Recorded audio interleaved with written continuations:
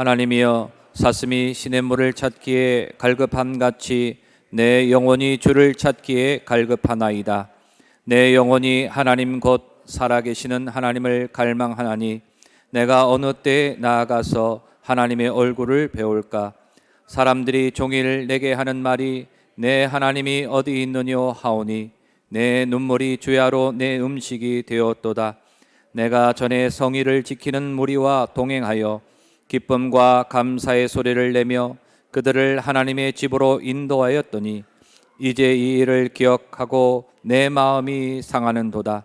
내 영혼아, 내가 어찌하여 낙심하며 어찌하여 내 속에서 불안해하는가? 너는 하나님께 소망을 두라. 그가 나타나 도우심으로 말미암아 내가 여전히 찬송하리로다. 아멘. 오늘 말씀의 제목을 따라합니다. 하나님을 갈망하라. 목사의 고민 가운데 한 가지는 설교입니다. 이번 주일에는 무슨 설교를 해야 할까? 더구나 새해 첫 주일인데 어떤 말씀을 전해야 할까? 고민하면서 기도를 하는데 오늘 본문 말씀을 보게 되었고요. 제 눈과 마음에 들어오는 단어가 하나 있었는데 바로 갈망이라는 단어였습니다.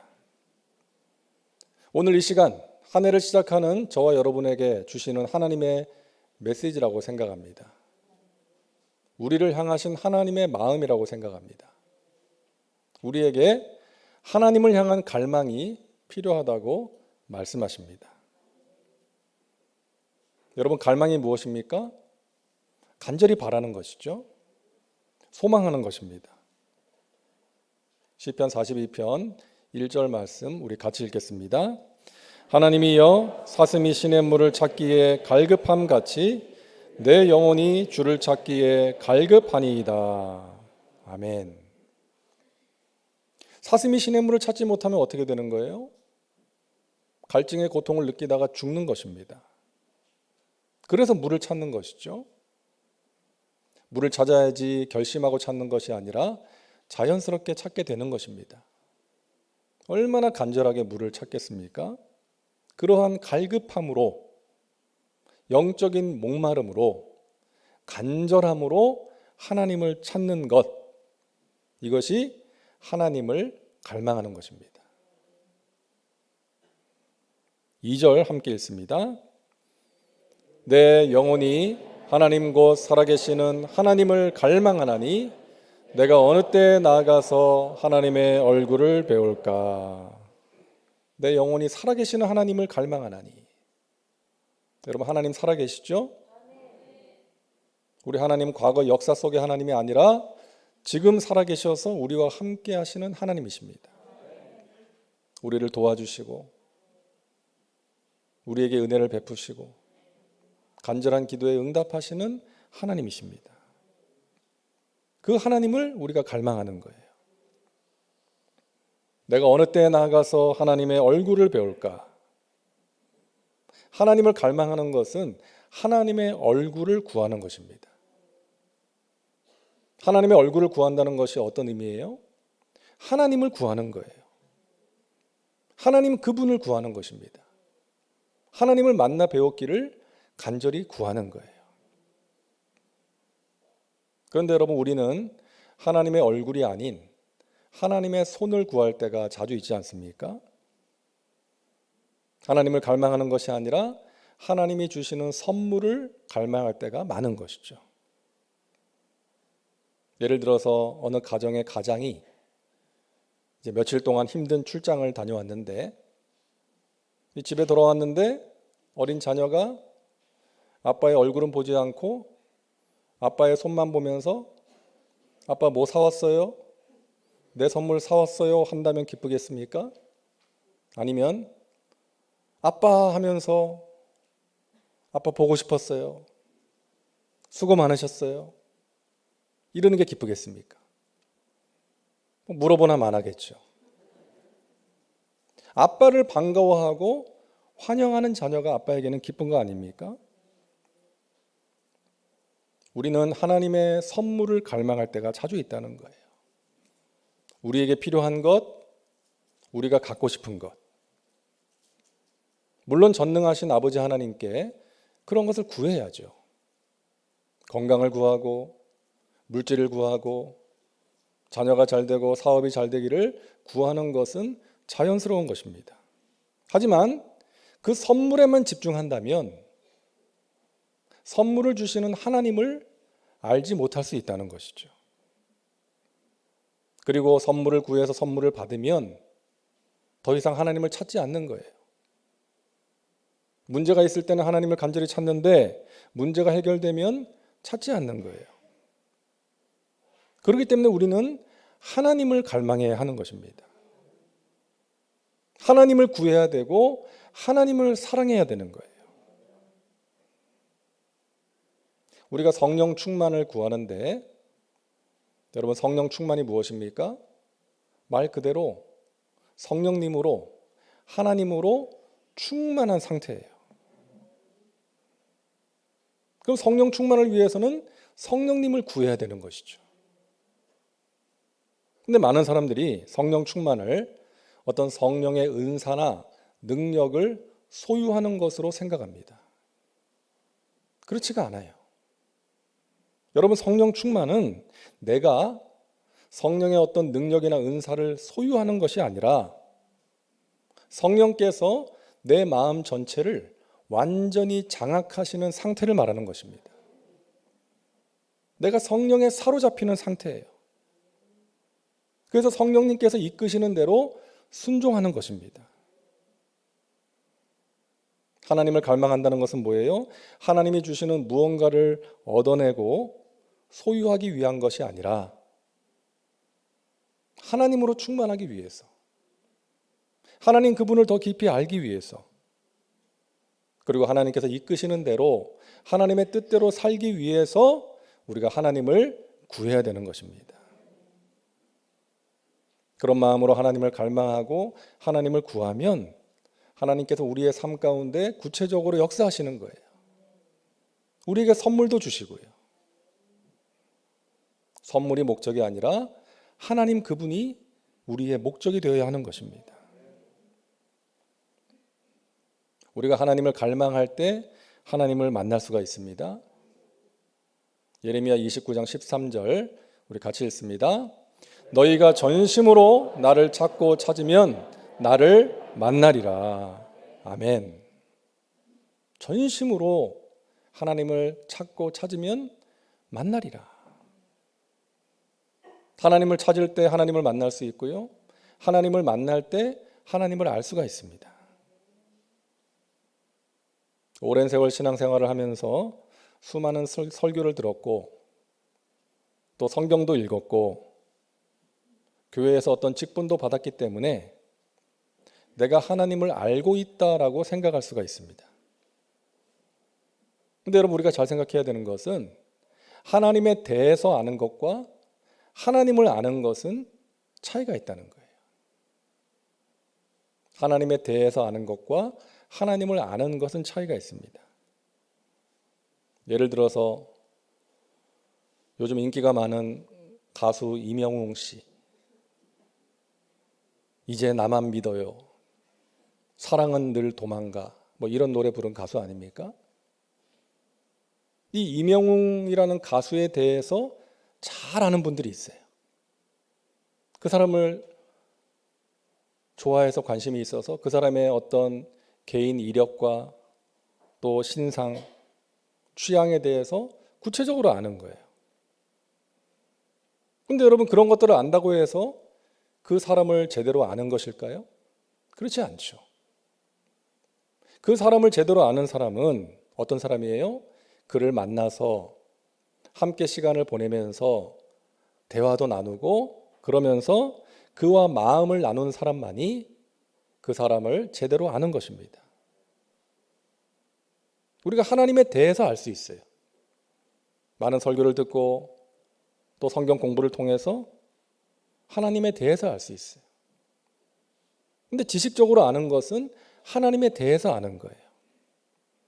하나님을 진정으로 알기 위해서는 하나님을 만나야 하는 것입니다. 하나님을 체험해야 돼요.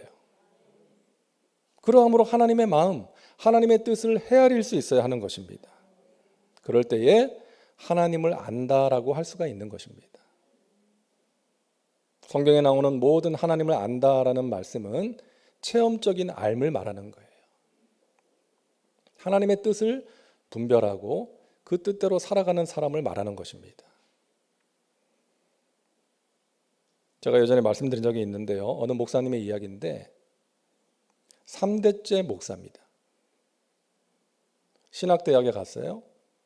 공부를 열심히 해서 신학대학과 대학원을 우수한 성적으로 졸업을 했고 그 치열한 군목시험에 합격을 했습니다. 그리고 임관하기 전에 이제 훈련을 받지 않습니까? 훈련소에서 훈련을 받다가 사고를 당했어요. 고관절이 부러지는 중상을 당하고 그래서 국군 통합병원으로 이제 후송이 돼가지고 응급 수술을 받게 되었습니다. 의사가 엑스레이를 보더니 최선을 다하겠지만 당신은 아마도 다리를 절개될 가능성이 많습니다. 청천벽력 같은 이야기를 들은 거예요. 급하게 다음 날 이제 수술 스케줄이 잡혔습니다. 병실에 누워 있는데 갑자기 가슴 속에서 뜨거운 것이 올라오면서 통곡이 터지는 거예요. 자기 신세가 처량해서가 아니라 하나님께서 자신의 모습을 깨닫게 하신 거예요. 내가 엉터리 목사였구나. 내가 그동안 신앙생활 열심히 했고 3대째 목사고 공부도 잘해서 성적이 좋았고 또 군목시험에 합격을 해서 군목으로 가게 되었지만 자신의 속을 들여다보는데 너무나 비참했다는 거예요.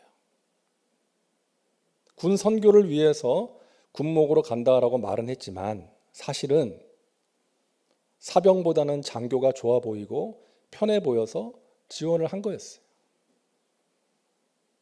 그리고 군목으로 이제 목사 안수도 일찍 받을 수 있고 그렇게 군대 생활을 마치고 유학을 다녀와서 큰 교회 담임 목사가 되는 것이 꿈이었다는 것입니다.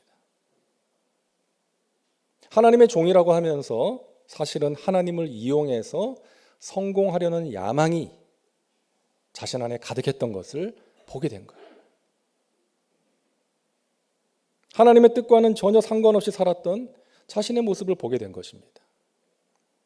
그래서 그날 밤에 울면서 회개했다는 거예요.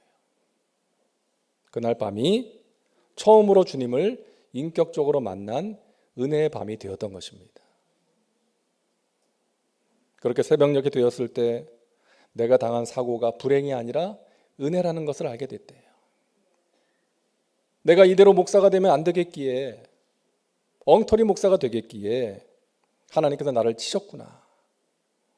그러면서 감사하게 됐다는 거예요. 하나님 깨닫게 해주셔서 감사합니다. 저를 만나주셔서 감사합니다.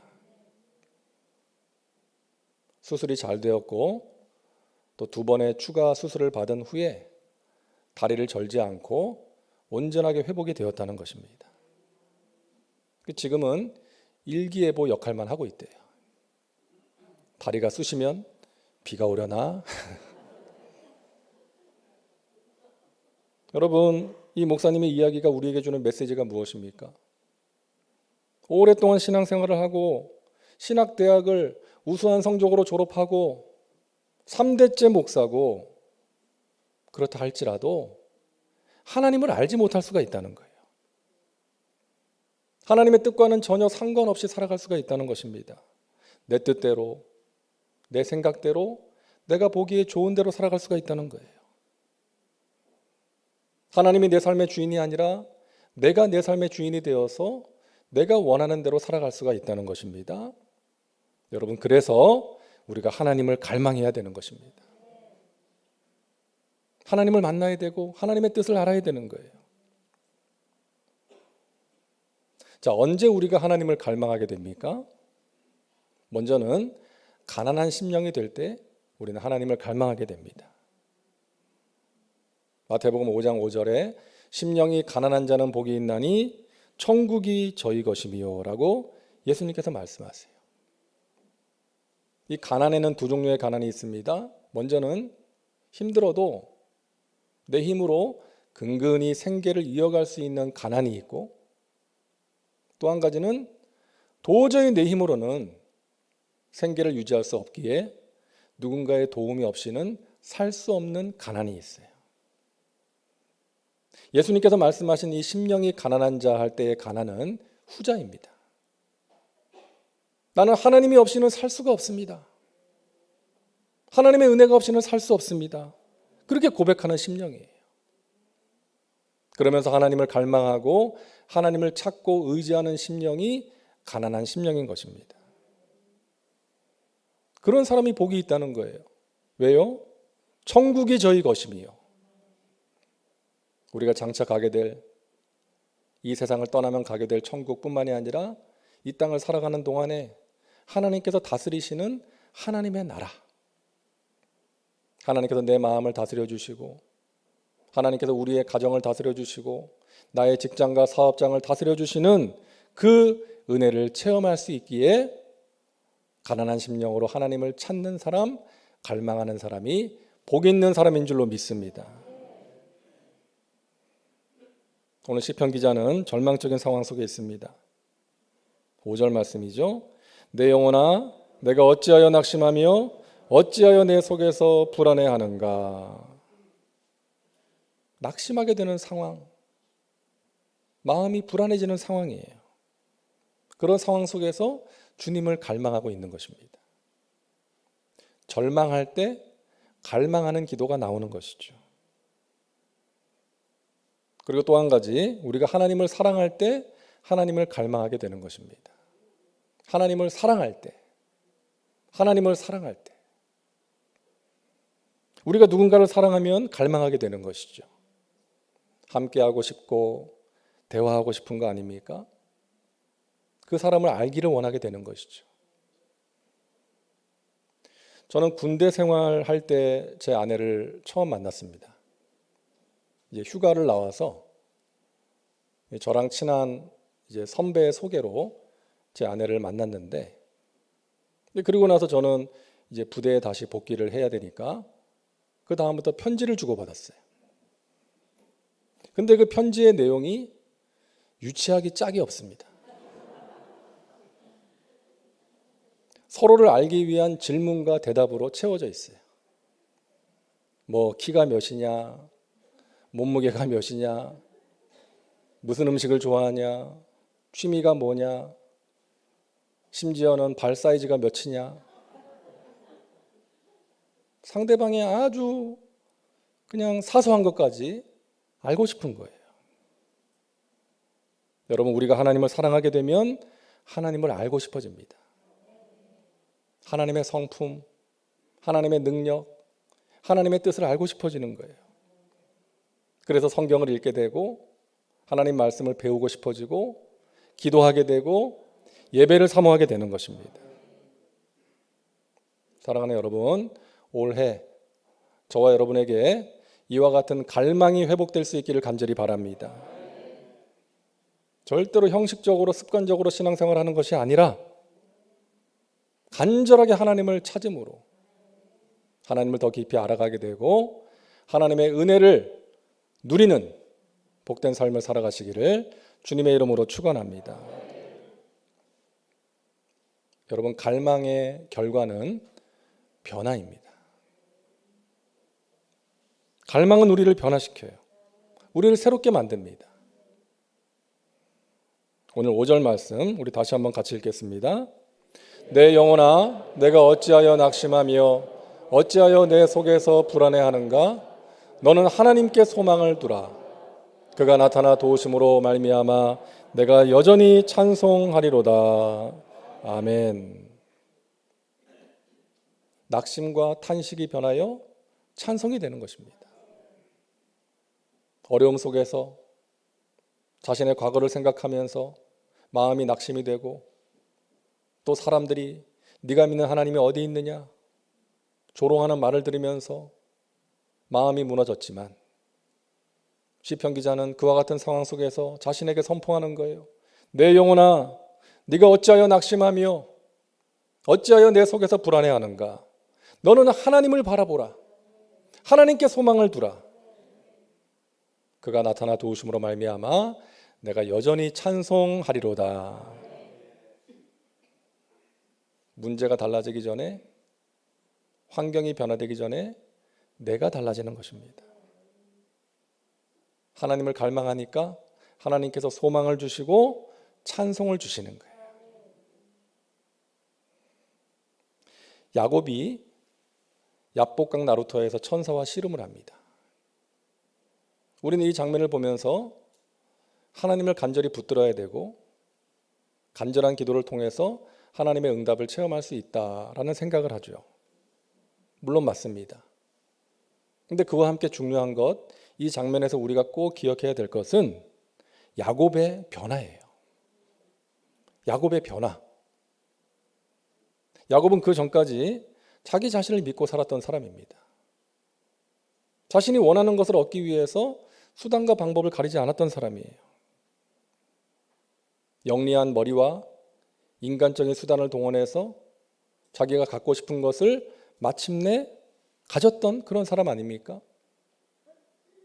장자의 명분을 얻었고 장자의 축복을 가로챘고 또 사랑하는 여인 라헬도 시간이 걸리긴 했지만 자기 아내로 만들었고 외삼촌의 집에서 결국 자기 재산도 만들었어요. 목표를 정하면 물러설 줄 모르는 사람. 원하는 것은 반드시 가지는 사람. 그런 사람이 야곱입니다. 근데 야복강 나루터에서 자신의 힘으로는 어찌할 수 없는 문제를 만난 거예요. 자신을 미워하고 죽이려 했던 형이 수백 명의 사람들과 함께 자기에게로 오고 있다는 소식을 듣고 마음이 너무나 불안하고 두려웠던 거죠. 하지만 역시나 야곱은 야곱입니다. 가족과 짐승 떼를 두 떼로 나눠가지고 먼저 보내고 자신은 멀찍이 뒤로 물러났어요. 그러다가 야복강 나루터에서 하나님이 보낸 천사와 씨름을 하게 된 것이죠. 야곱답게 그 천사를 붙들었습니다. 왜? 자신의 머리와 자신의 수단으로 해결할 수 없는 문제니까. 하나님 도와주시지 않으면 안 됩니다. 저에게 복을 주셔야 됩니다. 그러면서 천사를 붙든 거예요. 그때 천사가 뭐라 그럽니까? 네 이름이 무엇이냐? 생뚱맞은 질문을 합니다. 네 이름이 무엇이냐? 네, 야곱입니다. 너는 이제부터 야곱이 아니라 이스라엘이다. 야곱의 변화를 선포하는 거예요. 너는 이제 속이는 자, 수단과 방법을 가리지 않고 원하는 것을 가졌던 야곱이 아니라 하나님을 의지하는 자, 하나님의 통치를 받는 자, 하나님의 뜻대로 살아가는 자, 이스라엘이다. 여러분, 이것이 야곱이 받은 가장 큰 축복인 줄로 믿습니다. 야곱이 변화되었을 때 하나님께서 야곱의 그 큰 문제를 해결해 주셨어요. 형의 마음을 녹여주셨어요. 형과 눈물의 재회를 합니다. 자신의 가슴을 짓누르고 있었던 그 큰 문제가 하나님의 도우심으로 해결되었던 거예요. 사랑하는 여러분, 여러분은 야곱입니까? 아니면 이스라엘입니까? 하나님 없이도 살 수 있는 사람입니까? 하나님 없이는 살 수 없는 사람입니까? 내가 뭔가를 이룰 수 있다고 믿는 사람입니까? 내게 능력 주시는 주님을 의지하는 사람입니까? 내가 원하는 것을 얻기 위해 달려가는 사람입니까? 하나님의 뜻을 이루기 위해 무릎 꿇는 사람입니까? 저와 여러분 모두가 야곱이 아닌 이스라엘이 될 수 있기를 간절히 바랍니다. 제가 잘 아는 어느 목사님이요, 자신의 페이스북에 이런 글을 올렸더라고요. 자신이 사역하는 교회에 이제 윤복희 권사님이 오셔서 이제 간증 집회를 한 거예요. 근데 그 집회를 마치고 이 권사님과 이야기를 나누는데 물만 마시길래 이제 과일도 드시라고 했대요. 그랬더니 오늘 하루 제가 금식 중입니다. 그러더래요. 알고 보니까 이 윤복희 권사님이 자신이 간증 집회에 서는 날에는 하루 금식을 하는 거예요. 하나님을 갈망하는 거죠.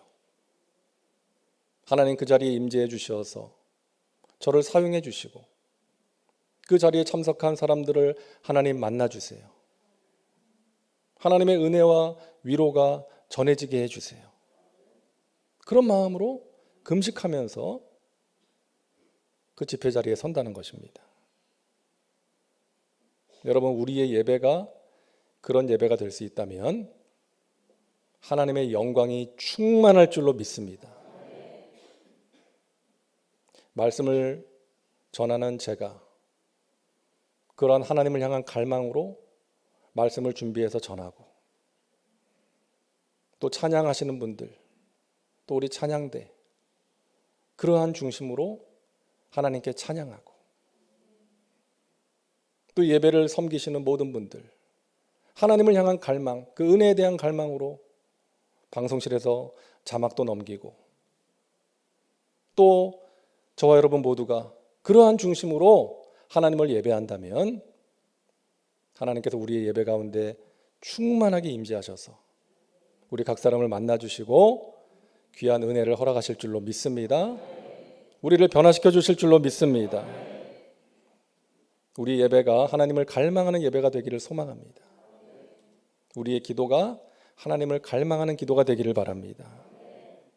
한나의 기도처럼, 히스기야의 기도처럼 하나님의 그 사랑과 은혜를 믿음으로 하나님을 붙들고 우리가 간절히 기도할 때 하나님께서 우리가 알지 못하는 크고 비밀한 일을 우리에게 보여주실 줄로 믿습니다. 여러분의 삶 가운데 하나님의 선하신 뜻이 이루어지기를 갈망하시기 바랍니다. 그리고 여러분과 여러분의 가족들이 하나님을 더 깊이 알아가는 것을 갈망하시기를 바랍니다. 올 한 해 여러분 하나님을 향한 그 뜨거운 중심 절대로 잃어버리지 마시고, 혹시나 식어졌다면 다시금 회복하셔서 하나님을 뜨겁게 간절히 갈망하심으로 우리의 영혼을 만족해 하시고 우리의 삶 가운데 좋은 일을 베풀어 주시는 하나님의 은혜의 역사를 체험할 수 있기를 주님의 이름으로 축원합니다. 기도합니다. 좋으신 하나님, 2023년 새해를 우리에게 허락해 주시니 감사합니다. 올 한 해 하나님을 갈망하는 우리의 중심이 되게 하여 주옵소서.